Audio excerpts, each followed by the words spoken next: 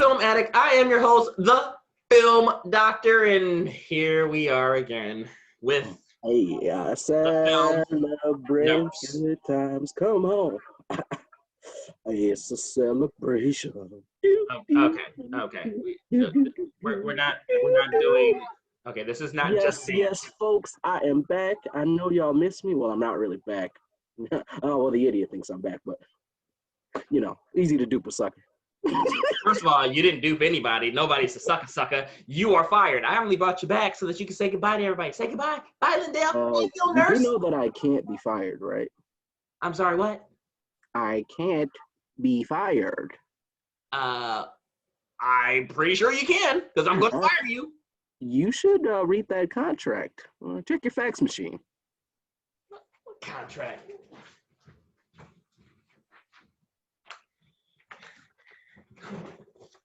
Hubie Films release form for contract. Lindell.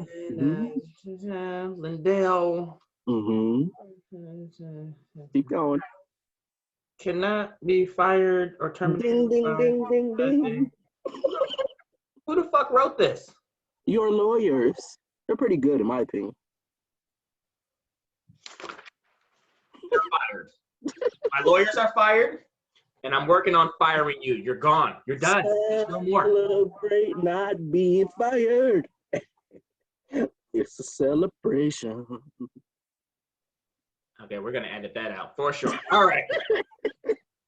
So I just want to thank everybody for tuning in to our 40th episode. It's going to be a special episode because tomorrow we are going to be starting our giveaway, $25 gift card to Best Buy. All you have to do is like, comment, and subscribe to our channel, and everything is good. You're entered into the competition, and we will be announcing that winner, and that winner will be receiving a $25 gift card to Best Buy. So that's all I'm going to say about that. You guys need to get on that. Tell your friends, tell your grandma, tell your auntie, tell anybody that you don't know that you do know, and we'll get it going. But for now, let's jump into movies that are coming soon. So the thing about this movie is special because it's Chadwick Boseman's last movie. It's called Ma Rainey's Black Bottom. This trailer, I kind of been looking forward to it because I don't really know much about the actual story, what it's about and everything. It kind of looks like an old school kind of movie, but I don't know if it's a horror or if it's supposed to be based on a true story or whatnot. So I'm kind of excited just to see what it's about. And I definitely would check it out, whether it's good or bad. I haven't even seen a bad Chadwick Boseman movie, so I already know it's going to be good. So let's go ahead and check it out. I wouldn't say that it intrigued me. It doesn't, but it's like one of those old films. I don't know if Ma Rainey is like a real person, real character that this is based on. But like I said, I haven't really seen any bad Chadwick Boseman movie. And I mean, him as an actor is phenomenal. Viola Davis, who's one of my favorite, if not my favorite actress of all time, she's phenomenal in everything that she does, as well as not directed, but produced by Denzel Washington. I actually do think that whether the trailer was good to say like, oh, I have to see this, the people that are in it are definitely a selling point as to why I want to see it. So I still think it's going to be good, even though the trailer was just like, okay. I'll watch it to review it. It doesn't, nothing about the trailer made me want to see it, and just because there are good actors in it. Good actors make bad movies all the time. It happens. They do, but those people don't make many bad movies, and Chadwick Boseman was on a roll with his film. So we'll see. What I'm saying is I can't judge a 2-hour movie by a 2-minute trailer. So that's all that we have today for movies that are coming soon. Let's talk about bad reviews. So the first movie that we're going to do is something that you've been looking forward to. So I'm going to let you go first. You've been looking forward to review this movie. I've been looking forward to watching it, but reviewing it, yeah. Reviewing it under bad reviews, Hubie Halloween. So go ahead, take it away, film nurse. This movie is a waste of time. It is another bad Adam Sandler film. It is in the vein of The Do-Over, if you've seen that on Netflix or stuff like that. It's just got all the bad Adam Sandler tropes in it. It's just like, it's another bad Adam Sandler film. I mean, like, the story is predictable. I guess it kind of had a twist as to who the villain was, I suppose. But yeah, Blatant sarcasm here. I He does. just it. Where do I start? Well, I'm gonna jump It, in there. There's a lot of big name people that he did get in there. Most of them are some of his usual names that he would have inside of his movie. But you know, for me to say no, it was bad. It was bad. But what made it bad? Let's start with that. What made it bad was that the delivery of the jokes and his little. I hate his little voices. voice It's is just annoying. Like he doesn't. I don't know if it's like the same voice or it's just a different version of the shitty, annoying voice that I already hate. And just the jokes in general weren't like jokes. Like they were jokes for like a 4-year-old. Like maybe a 4-year-old would laugh.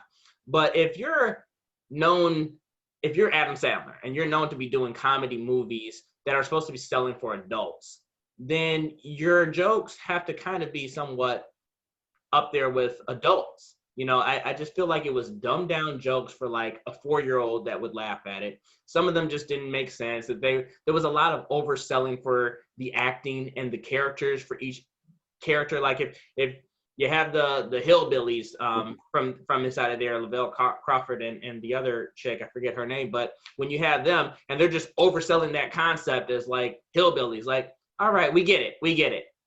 You know, it's like every character was kind of oversold. The good thing I will say is I like Ben Stiller's character, who is Hal L.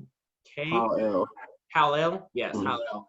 He was also the same character from Happy Gilmore, so that was appreciated. But everything else, there's not one other good thing that I can say came out of this movie. The story was terrible, the music was terrible, the acting was terrible. Everything about it was just not entertaining. I spent most time on my phone. I tried to rewatch it again, and I only got about 17 minutes in, and I was like, "Fuck this shit." So that's really all I have to say. I can't recommend it. I can't say, well, if you're this and that, well, maybe you will enjoy it. I really don't foresee anybody to enjoy it. No, If you just want background noise while you Netflix and chill, this is the perfect movie. Hubie Halloween is awful. I agree with the voice. His voice is annoying. And it's not a joke for him to be scared of everything. That's not funny. That was used as like a prop joke throughout this movie that like he's scared of everything, but he's gonna face his fears of being scared of everything, but we're still gonna make a joke about him being scared of everything. That was not funny. It's just not funny. Well, Like I just the acting wasn't good. Kevin James as the stupid cop wasn't good. yes. Uh, I can't really think of any movie that Kevin James has done where the acting was good. I'm surprised that he came out with the sequel to Paul Blart. Why is he still in business? It's because of Adam Sandler yeah, doing stuff, and maybe Kings and Queens for those that liked that show. right. But that's really the most that I can say about F that movie. plus is what I'm giving this film. I'm rating it F plus plus. Don't waste your time. It's not It's even on worth the Netflix. rating. If you were planning on getting Netflix to watch this movie, I highly suggest you don't do that. I use your Netflix, but if I had my own, I would have canceled Netflix just because of that movie. I'd been like, all right, Netflix, no more money for you because you're not coming out with good quality stuff. So yeah, that's that. So that's all we have. Obviously my rating is going to be F. It's on bad reviews. So anything that's on bad reviews is going to be a low rating. So that's what we have for bad reviews. But we're going to move over to, guess what? A second bad reviews. So the movie that we're looking at is Ghostbusters, and when I say Ghostbusters, I'm not talking about the original with the Dan Aykroyd and those characters. It's in Billy Crystal, yeah, he's in that, right? yeah. Mm-hmm. I'm not looking at that original. I'm not even looking at the newer one that's supposed to be coming out next year. I'm looking at this middle one that had the all-female cast with like Melissa McCartney and Leslie Jones, and that cast and slew of people. I'll give one good thing about it, and that is Chris Hemsworth. That he was the best part of that movie and the only thing that was good about that movie. But that is the only thing good that I'm going to say about this movie. Everything else was terrible. First of all, you can't switch it. No offense to women empowerment and women rights, and let's get some movies with some women in it, blah, blah, blah. But to take a original and just try and recast it with all women and put the same name Ghostbusters on there, it was not good. Now, granted, could it have been done with those women if the jokes were better or maybe the story was better? Possibly.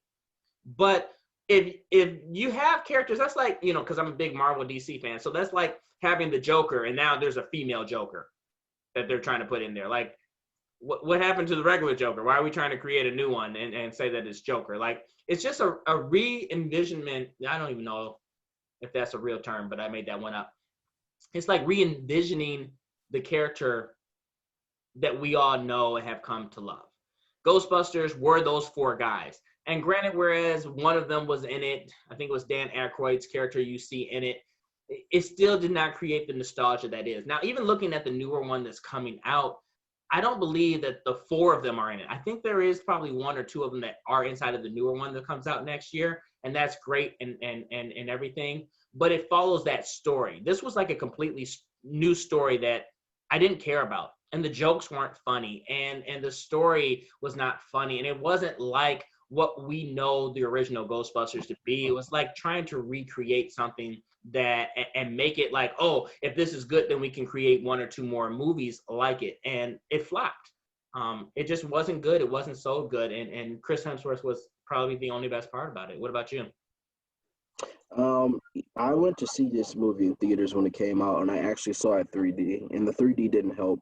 I think it honestly made the movie worse. I, I have no problem. I guess if they want to recast women in, in different roles, and they want to have them um, be recasted as the leads of these films, that's fine. But they have to also realize that they need to make a good film. Then, if you're going to do that, you But you can't. can do that by creating new movies with female cast. I Don't am take something totally on board that for that. had male cast and then try and just recast it with female cast. Unless you're continuing the story somehow where like those are all the children of, the original guys or something. It just the story didn't make sense. The jokes weren't really up to par. It was that silly humor that was not like meant for a 4-year-old, like Mhm. we were talking about with Hubie Halloween. I saw inside of this movie. Yeah, I I am for women being given their own original movies and materials and things like that. Like I am totally on board with that. But it seems that the way that we're going is recasting, and if we're gonna do representation, I guess that I'm on board with that. But I want it to be good. This movie was not good. The jokes were not good. And Melissa McCartney is so like hit or miss with her movies. Either I love them or I hate them. Yeah. I don't think I've had a movie of hers that's like in between. Either her jokes are good or they're not. Yeah. Like, and this movie was bad. The jokes were bad. The story was bad. I mean, like, they could have at least tried to tie it into the old Ghostbusters in some way. In some way. I mean, like I said, it's nothing against women films or anything, but it's like, like I said, I'm a big Marvel DC fan. So it's like taking Catwoman and be like, all right, we're going to do Catman. Like, I'd be hyped up if they're like a new Catwoman and they cast a really good. I'd be like, I'm going to see that. This what that's the character that we know. They didn't change it. They didn't alter the story. They're continuing that story or re-imaging that story as Catwoman. Yeah, This was just done poorly. It was rushed. yeah. It was forced. It was forced down our throats for us to accept this version and these characters and everything else in this storyline that didn't connect. It wasn't good. And I don't think that the actors are bad. I think the script that they were working with was really terrible, honestly. I've seen some of these women act and be tremendous. It's just, they it was a bad script and it kind of leaves a bad taste in your mouth. And, you know, for the jokes not to work and for the story not to make sense, like it's okay for a movie if you're not hitting on all cylinders. Maybe all your jokes don't land, but your story is fantastic and your cinematography is good and different things like that. But when all of it doesn't work together, it makes for a bad film. And this was a bad film. I mean, I hate